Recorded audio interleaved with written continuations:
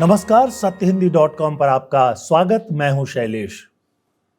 Iran में इन दिनों Islamic कट्टरपंथी शासन के खिलाफ एक बड़ा आंदोलन खड़ा हो गया है। बहुत ही आश्चर्य की बात है कि करीब 45 सालों तक इस्लामी शासन के बाद वहां लोग अब ये मांग कर रहे हैं कि इस्लामिक शासन खत्म होना चाहिए। ईरान को एक कट्टरपंथी देश माना जाता है। दुनिया के साथ उसके जो विवाद चल रहे हैं वो एक अलग स्तर पर हैं। एक विवाद पूरी दुनिया में ये चल रहा है कि ईरान ने घोषणा कर रखी है कि शांतिपूर्ण उद्देश्यों के लिए वो परमाणु कार्यक्रम जारी रखेगा। अमेरिका और दूसरे कई देश जो हैं नहीं चाहते हैं कि ईरान परमाणु कार्यक्रमों को जारी रखे, और इसको लेकर पिछले साल यानी 2025 में बल्कि 2024 में आपने देखा कि एक बड़ी झड़प हुई थी इजराइल और ईरान के बीच। इसका एक कारण ये भी है कि ईरान जो है गाजा में और बाकी हिस्से में फिलिस्तीन का समर्थन करता है, जबकि इजराइल ईरान के इस समर्थन का विरोध करता है। तो ये एक तरफ चल रहा था। अमेरिका भी परमाणु कार्यक्रम के खिलाफ है, और जब इजराइल और ईरान के बीच झड़प चल रही थी तब अमेरिका ने एक बहुत ही शक्तिशाली बम ईरान पर गिराया, और ये कहा गया कि उन्होंने ईरान के जो परमाणु कार्यक्रम है उसको खत्म कर दिया है। बहरहाल ये सब तो चल ही रहा था, लेकिन अब पिछले करीब एक सप्ताह से जो आंदोलन शुरू हुआ है वो अलग मुद्दों पर है। यह आंदोलन एक तरह से 28 दिसंबर को 2025 में शुरू हुआ, और शुरुआत हुई ईरान की राजधानी तेहरान के ग्रैंड बाजार में व्यापारियों की हड़ताल से। व्यापारी दो चीज़ों से नाराज थे मुख्य तौर पर।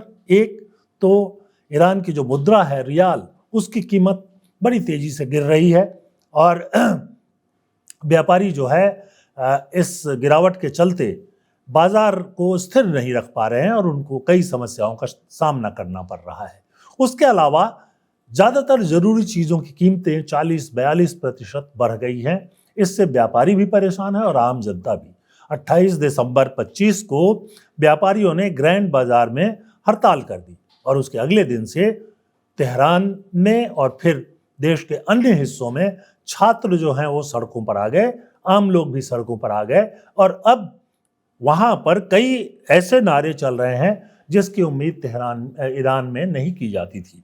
जैसे वो वहाँ पर एक नारा ये लगाया जा रहा है कि राजशाही यानी जो राजतंत्र शासन था उसकी वापसी होनी चाहिए, और जो ईरान के शाह थे जिन्हें 1989 में देश के बाहर जाने पर मजबूर कर दिया था आम लोगों के आंदोलन ने, उन्हें उसी राजशाही को अब वापस लाने की बात की जा रही है। ईरान के उस समय के राजा रजा शाह जो हैं उनकी 1980 में मौत हो चुकी है, और उसके बाद उनके बेटे जो हैं क्राउन प्रिंस खुद को कहते हैं, और वो अमेरिका में रह रहे हैं और यहाँ जो आंदोलन है उसका समर्थन करते हैं। बहरहाल जो छात्र सड़कों पर आए हैं उनके सामने 2-3 मुद्दे हैं। महंगाई तो एक है ही, लेकिन वो इस्लामी शासन के दौरान जो कट्टरता है उसका भी विरोध कर रहे हैं, और इसमें महिलाएं बहुत आगे बढ़ चढ़ कर भाग ले रही हैं।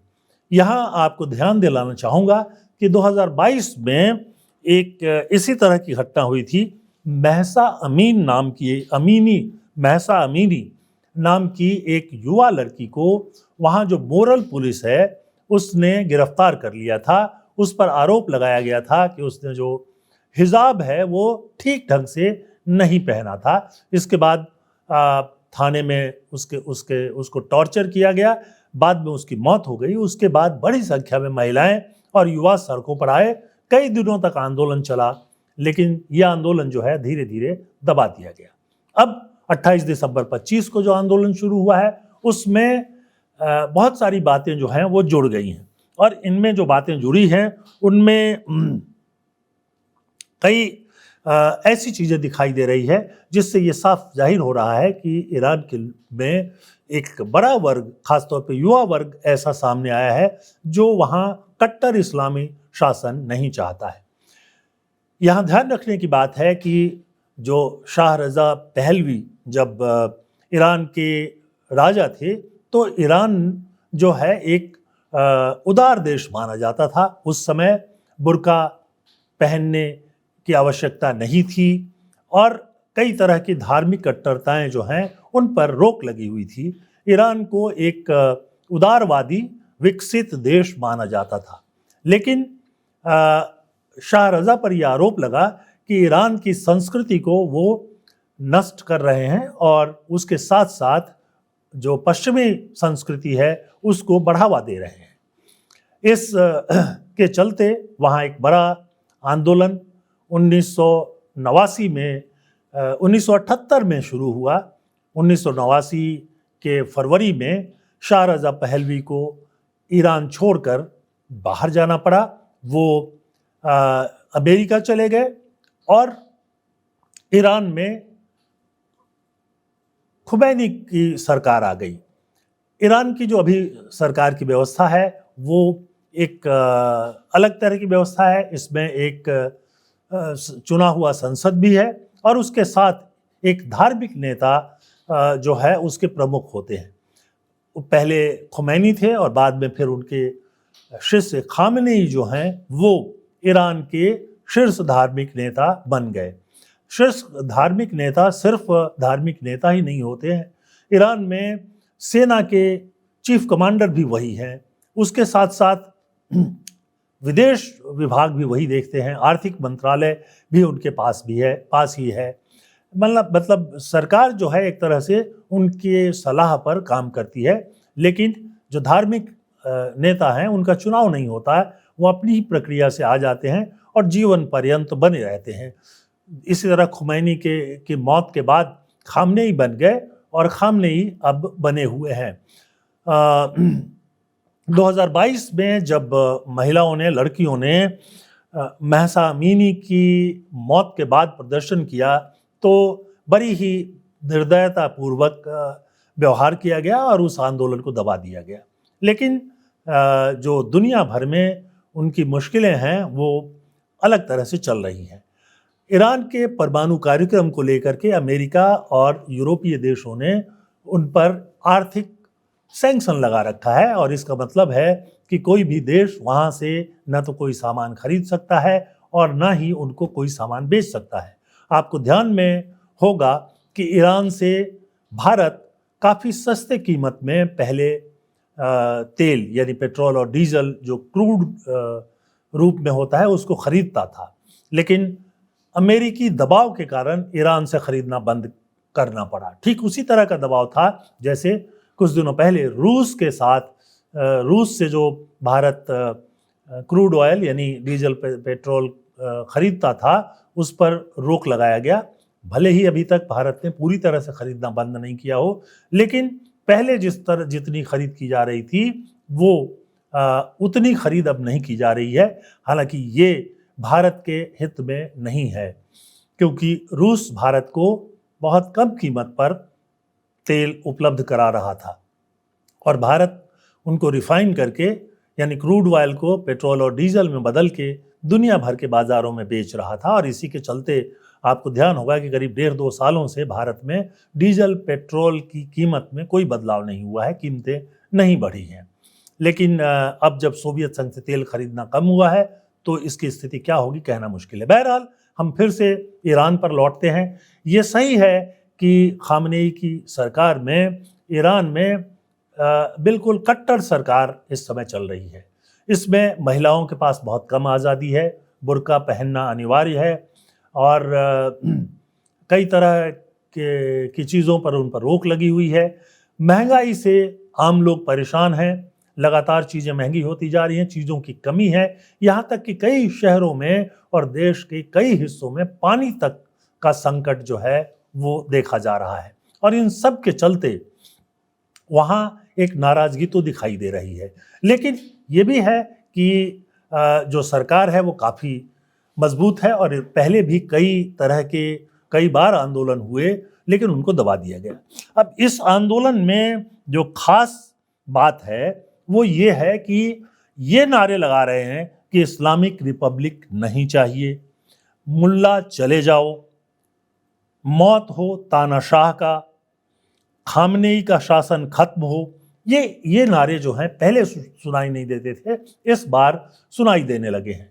हालांकि इसमें कई लोग हैं जो शाह का राजतंत्र था उसकी वापसी के पक्ष में भी नारे लगा रहे हैं, लेकिन शाह का जो राजतंत्र था उसकी वापसी को लेकर भी दो धाराएं हैं। लेकिन महत्वपूर्ण बात यह है कि ये जो आंदोलन है इसका नेतृत्व अभी तक किसी के हाथ में नहीं है, यानी ये स्वतः स्फूर्त है। छात्र अपने आप निकल रहे हैं, आम लोग भी निकल रहे हैं, प्रदर्शन हो रहे हैं, कई जगह आगजनी की घटनाएं हुई, पुलिस ने गोलियां चलाई और कम से कम 10 लोगों की मारे जाने की खबरें अब तक आ चुकी है। लेकिन जो सरकार है वो पीछे नहीं हट रही है। सरकार ने एक बयान जरूर दिया है कि जो आर्थिक समस्याएं हैं उससे सरकार अवगत है और सरकार जो है आम लोगों के साथ उस पर बातचीत करने के लिए तैयार है। लेकिन लोग ये मानते हैं कि जो खामनेई का शासन है वो वहाँ जो दुर्व्यवस्था है उसके लिए जिम्मेदार है और इसलिए वो खामनेई के शासन को खत्म करने की मांग कर रहे हैं। हालांकि जो कट्टरपंथी गुट है वो अभी भी वहाँ मौजूद है, वहाँ की सेना और वहाँ जो पुलिस है उस पर उनका बहुत मजबूत नियंत्रण है। जाहिर है कि आंदोलन अभी क्या रुख लेगा इसको कहना मुश्किल है। बहरहाल हम कई इस्लामिक देशों में कई तरह की स्थितियां इस समय दिखाई दे रही हैं। एक तरफ बांग्लादेश है जहां पर कि जमायत-ए-इस्लामी जो कट्टरपंथी संगठन है उसको सरकार में लाने की कोशिश चल रही है। वहां फरवरी में चुनाव हैं, जमायत-ए-इस्लामी चुनाव मैदान में है और बहुत सारे लोग जो हैं उसका समर्थन कर रहे हैं। और जो वहाँ लोकतंत्रवादी पार्टी थी अवामी लीग, ये उनमें लोकतंत्रवादी पार्टियों में से एक है, वो उसके चुनाव लड़ने पर रोक है। बांग्लादेश नेशनलिस्ट पार्टी जो है वो ज़रूर मैदान में है। बहरहाल तो हम ये दो धाराएं इस्लामिक देशों में देख रहे हैं। एक तरफ ईरान जहाँ इस्लामिक शासन बल्कि कट्टरपंथी इस्लामिक शासन है उसको ख़त्म करने की मांग हो रही है। दूसरी तरफ बांग्लादेश जो 1971 में पाकिस्तान से अलग होने के बाद यानी आज़ाद होने के बाद कुछ समय तक लोकतांत्रिक और कुछ समय तक सैनिक तानाशाही में रहा, वहाँ पर जो है फिर से एक बार कट्टरपंथी गुटों का जो है वो समर्थन बढ़ता हुआ दिखाई दे रहा है। आज के इस प्रोग्राम में बस इतना ही। आपको हमारा प्रोग्राम कैसा लगा कमेंट सेक्शन में जाकर अपनी राय ज़रूर लिखिए। उसके साथ साथ आपसे अनुरोध है कि आप हमारे चैनल को सब्सक्राइब करें, लाइक करें और हमारा जो सत्य हिंदी का ऐप है उसे डाउनलोड कर लें। आप बेहतर ढंग से प्रोग्राम देख पाएंगे। आज के लिए बस इतना ही। बहुत बहुत धन्यवाद। नमस्कार।